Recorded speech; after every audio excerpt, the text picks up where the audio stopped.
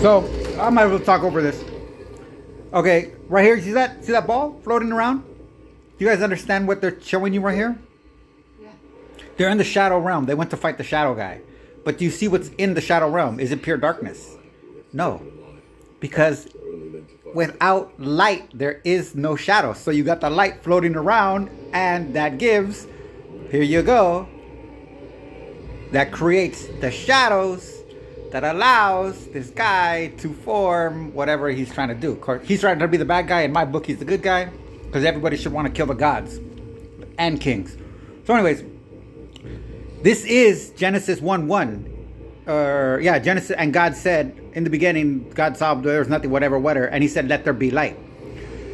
The reason Joseph Campbell taught me this. The reason God said, let there be light, is because without light, there can be no shadow.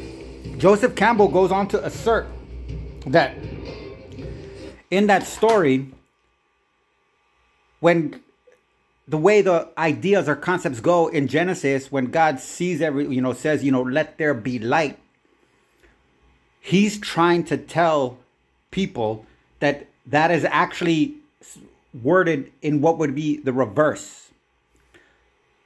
Joseph Campbell claims that without shadow, there is only light. And he died in 1986, so he never got to see the movie The Matrix like we did.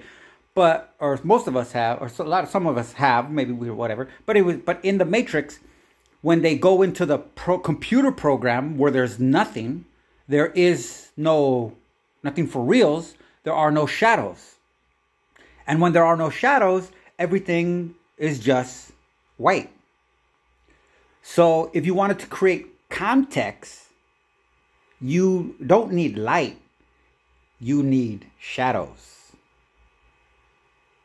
So chew on that. Read the Genesis 1, and God said, let there be light. And because later on, the Jews like to make this point, and Christians do too occasionally, but they make different points because, again, they have different perceptions. Jews have Lilith in their Bible still, in the whole God creating two women. Christians reject that teaching of Jews and claim to know more about Genesis than Jews by saying that that's a reference to Eve. So all this shit, they have all these, conflicts and shit like that, whatever the case, it doesn't matter. But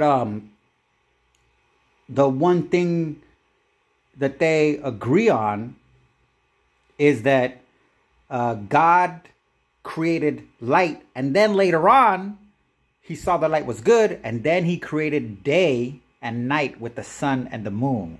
So that's a very important distinction. The light is not a reference to the sun. So chew on that.